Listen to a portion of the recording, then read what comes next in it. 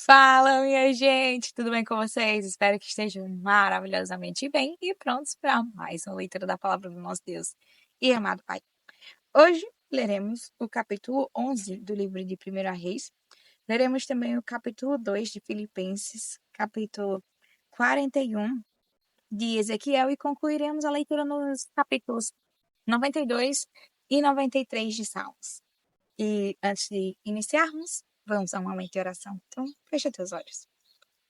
Deus soberano, Pai excelso, obrigada pela tua palavra. Agradeço muito a Deus pela oportunidade de ler o teu evangelho, de aprender verdades preciosas a respeito do Senhor, da tua vontade, de conhecer mais a ti.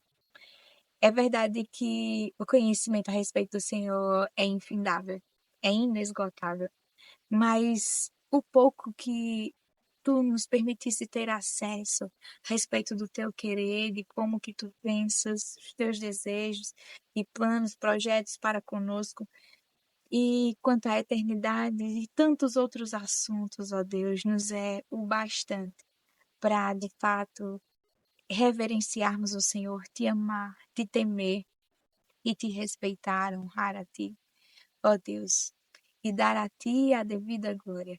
Como é maravilhoso. Obrigada, Pai. Nos permite todos os dias contemplar essa graça preciosa que é conhecer o Senhor. Nos dá a benesse de todos os dias crescermos na graça e no conhecimento que vem do Senhor e refletirmos o teu caráter, a tua fidelidade, bondade, a tua mansidão, a tua justiça. Ó Deus, nos ajuda a sermos cada dia mais parecidos contigo.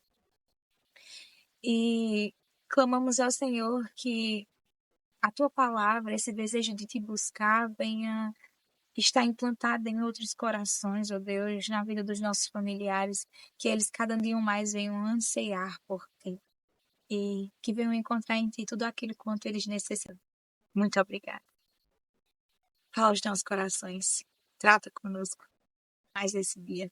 É assim que oramos a ti, em nome de Jesus. Nos ajuda a perseverar. Amém e amém. Capítulo 11 de 1 Reis. Além da filha de Faraó, Salomão amou muitas mulheres estrangeiras, moabitas, amonitas, edomitas, sidônias e etéias, mulheres das nações que o Senhor tinha dito aos filhos de Israel: não casem com elas, nem casem elas com vocês, pois perverteriam o coração de vocês para seguirem os seus deuses. A estas Salomão se apegou pelo amor.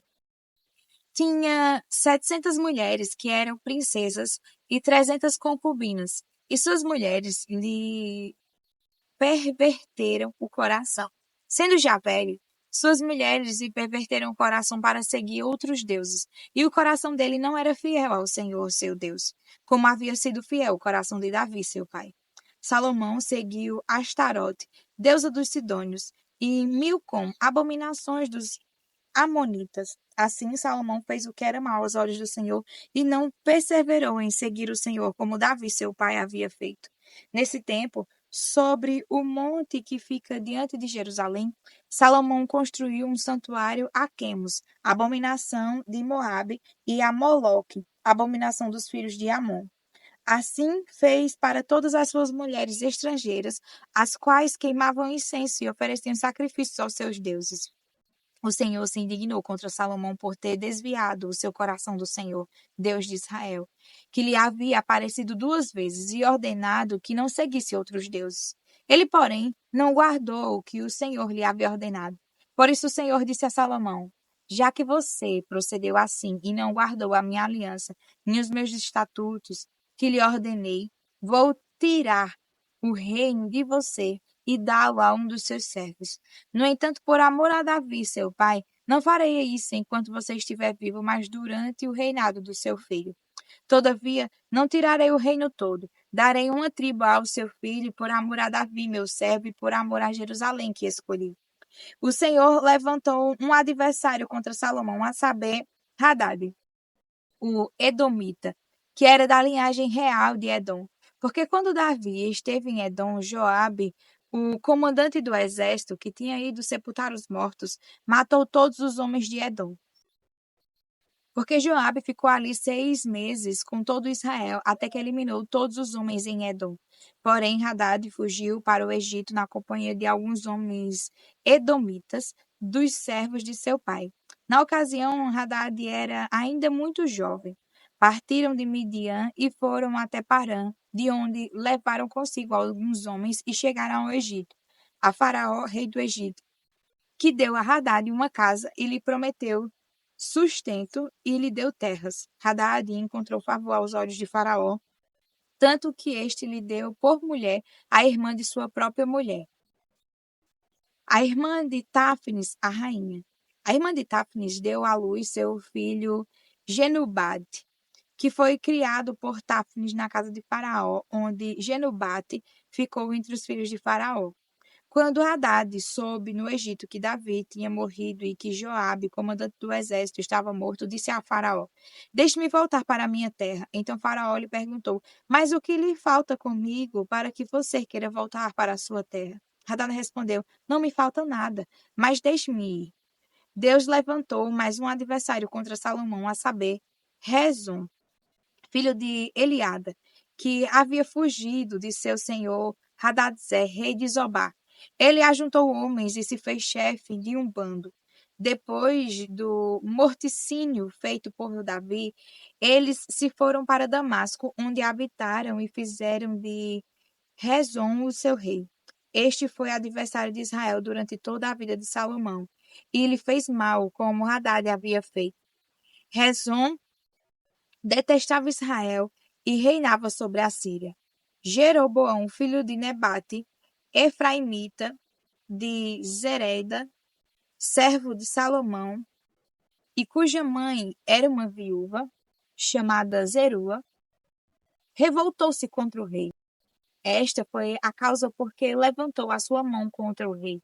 Salomão estava edificando Milo e reparando as brechas da cidade de seu pai Davi. Jeroboão era um jovem valente e capaz. Quando Salomão viu que ele era um jovem que fazia bem o seu trabalho, ele o encarregou de todos os trabalhadores forçados da casa de José. Aconteceu que nesse tempo, quando Jeroboão estava saindo de Jerusalém, o profeta Aías de Siló o encontrou no caminho. O profeta estava usando uma capa nova e os dois estavam sozinhos no campo. Aías pegou a capa nova que estava usando, rasgou-a em 12 pedaços e disse a Jeroboão: Pegue 10 pedaços, porque assim diz o Senhor, Deus de Israel. Eis que rasguei o reino das mãos de Salomão, e a você darei 10 tribos. Porém, ele terá uma tribo por amor a Davi, meu servo, e por amor a Jerusalém, a cidade que escolhi de todas as tribos de Israel. Porque Salomão me abandonou e se inclinou diante de Astarote, deusa dos Sidônios, diante de Quemos, deus de Moabe, e diante de Milcom, deus dos filhos de Amon. Ele não andou nos meus caminhos para fazer o que é reto aos meus olhos, a saber, para guardar os meus estatutos e os meus juízos, como fez Davi, seu pai. Porém, não vou tirar de Salomão o reino todo. Pelo contrário, farei com que ele governe durante todos os dias da sua vida, por amor a Davi, meu servo, que escolhi e que guardou os meus mandamentos e os meus estatutos. Mas da mão do filho de Salomão tomarei o reino, a saber, as 10 tribos, e as darei a você. E ao filho dele darei uma tribo, para que Davi, meu servo, tenha sempre uma lâmpada diante de mim em Jerusalém, a cidade que escolhi para por ali o meu nome. Quanto a você, eu o tomarei, e você reinará sobre tudo o que desejar a sua alma, e você será rei sobre Israel. Se você ouvir tudo o que eu lhe ordenar, e andar nos meus caminhos, e fizer o que é reto aos meus olhos, guardando os meus estatutos e os meus mandamentos, como fez Davi, meu servo, eu estarei com você, e lhe edificarei uma casa estável, como edifiquei para Davi, e darei Israel a você. Por causa disso, afligirei a descendência de Davi, mas não para sempre. Salomão tentou matar Jeroboão, mas este se levantou e fugiu para o Egito, para junto de Sisaque, rei do Egito, e ali permaneceu até a morte de Salomão.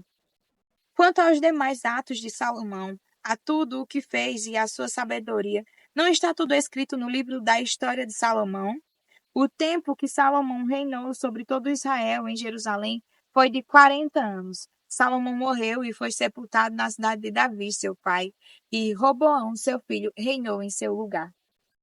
Capítulo 2 do livro de Filipenses.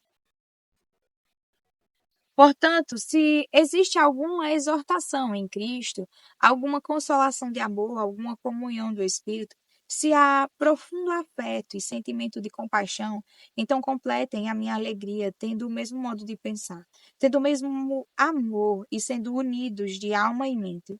Não façam nada por interesse pessoal ou vaidade, mas por humildade, cada um considerando os outros superiores a si mesmo, não tendo em vista somente os seus próprios interesses, mas também os dos outros. Tenham entre vocês o mesmo modo de pensar de Cristo Jesus, que, mesmo existindo na forma de Deus, não considerou o ser igual a Deus algo que deveria ser retido a qualquer custo. Pelo contrário, ele se esvaziou, assumindo a forma de servo, tornando-se semelhante aos seres humanos. E reconhecido em figura humana, ele se humilhou, tornando-se obediente até a morte e morte de cruz. Por isso também Deus o exaltou sobremaneira e lhe deu o nome que está acima de todo nome, para que ao nome de Jesus se dobre todo o joelho nos céus e na terra e debaixo da terra, e toda língua confesse que Jesus Cristo é Senhor, para a glória de Deus Pai. Assim, meus amados, como vocês sempre obedeceram, não só na minha presença, porém muito mais agora, na minha ausência, desenvolvam a sua salvação com temor e tremor, porque Deus é quem efetua em vocês tanto querer como realizar, segundo a sua boa vontade. Façam tudo sem murmurações nem discussões, para que sejam irrepreensíveis e puros, filhos de Deus, inculpáveis no meio de uma geração pervertida e corrupta, na qual vocês brilham como luzeiros no mundo, preservando a palavra da vida. Assim, no dia de Cristo, poderei me gloriar de que não corri em vão, nem me esforcei inutilmente. Entretanto, mesmo que eu seja oferecido como libação sobre o sacrifício a serviço da fé que vocês têm, fico contente e me alegro com todos vocês. Assim também vocês, pela mesma razão, fiquem contentes e se alegrem comigo. Espero no Senhor Jesus enviar-lhes Timóteo o mais breve possível, a fim de que eu me sinta animado também ao receber notícias de vocês. Porque não tenho ninguém com esse mesmo sentimento e que se preocupe tão sinceramente por vocês. Todos os outros buscam os seus próprios interesses e não os de Jesus Cristo. Quanto a Timóteo, vocês conhecem o seu caráter provado, pois serviu ao Evangelho junto comigo, como um filho trabalha ao lado do pai. Portanto, este é quem espero enviar, tão logo eu saiba como vai ficar a minha situação. Mas confio no Senhor, que também eu mesmo em breve irei até aí. No entanto, julguei necessário enviar-lhes Epafrodito, meu irmão, cooperador e companheiro de lutas, e da parte de vocês, mensageiro e auxiliar nas minhas necessidades. Ele tinha muita saudade de todos vocês e estava angustiado porque vocês ficaram sabendo que ele adoeceu. De fato, adoeceu e estava à beira da morte. Mas Deus se compadeceu dele, e não somente dele, mas também de mim, para que eu não tivesse tristeza sobre tristeza. Por isso, tanto mais me apresso em mandá-lo, para que, vendo-o novamente, vocês fiquem alegres e eu tenha menos tristeza. Recebam-no, pois, no Senhor, com toda a alegria, e honrem sempre os que são como ele, porque por causa da obra de Cristo ele quase morreu, arriscando a própria vida para suprir a ajuda que vocês não podiam me dar pessoalmente. Capítulo 41 do livro de Ezequiel. Então ele me levou ao templo e mediu os pilares, 3 metros de largura de um lado e 3 metros de largura do outro, que era a largura do tabernáculo. A largura da entrada era de 5 metros e as paredes laterais tinham 2 metros e meio, uma de cada lado. Também mediu a profundidade da nave e deu 20 metros. Mediu a largura e deu 10 metros. Entrou na parte interior, mediu o pilar da entrada e deu 1 metro. Mediu a largura da entrada e deu 3 metros. Também mediu o seu comprimento e deu 10 metros. Mediu a largura e deu 10 metros na parte frontal da nave. Então ele me disse: Este é o Santo dos Santos. Depois ele mediu a parte do templo, 3 metros de espessura, A largura de cada câmara lateral era de 2 metros. Essas câmaras ficavam em toda a volta do templo. As câmaras laterais estavam em 3 andares, câmara sobre câmara, 30 em cada andar. E havia reentrâncias na parede do templo ao redor para as câmaras laterais, para que as vigas se apoiassem nelas e não fossem introduzidas na parte do templo. As câmaras laterais aumentavam em largura de andar para andar, correspondendo às reentrâncias do templo de andar em andar ao redor. Por isso, o templo era mais largo em cima. Assim, se subia do andar inferior para o superior, passando pelo andar do meio. E vinha um pavimento elevado ao redor do templo. Eram os alicerces das câmaras laterais de 3 metros de altura. A grossura da parede externa das câmaras laterais era de 2 metros e meio. A área aberta entre as câmaras laterais do templo e as outras câmaras tinha 10 metros de largura por todo o redor do templo. As entradas das câmaras laterais estavam voltadas para a área aberta, uma entrada para o norte e outra para o sul. A largura da área que sobrava era de 2 metros e meio ao redor. O edifício, que estava numa área separada do lado oeste, tinha a largura de 35 metros. A parede do edifício tinha 2 metros e meio de espessura ao redor e o seu comprimento era de 45 metros. Então ele mediu o tempo, 50 metros de comprimento. A área separada, o edifício e as suas paredes também tinham 50 metros de comprimento. A largura da frente do templo e da área separada do lado oeste era de 50 metros. Também mediu o comprimento do edifício, que estava na área separada, e por detrás do templo e as suas galerias em cada lado, e deu 50 metros. O templo propriamente dito, o Santíssimo, o vestíbulo do átrio, os umbrais, as janelas estreitas e as galerias ao redor dos três, diante do umbral, estavam cobertos de madeira ao redor, e isto desde o chão até as janelas, que estavam cobertas. No espaço em cima da porta e até o templo de dentro e de fora, e em toda a parede ao redor, por dentro e por fora, havia obras de escultura, a saber, querubins e palmeiras. Entre um querubim e outro querubim havia uma palmeira. Cada querubim tinha 2 rostos. Um rosto humano olhava para a palmeira de um lado e um rosto de leão olhava para a palmeira do outro lado. Era assim por todo o templo ao redor, desde o chão até acima da entrada. Havia querubins e palmeiras, até mesmo pela parede do templo. Os batentes do templo eram quebrados e a entrada do Santo dos Santos tinha a mesma aparência.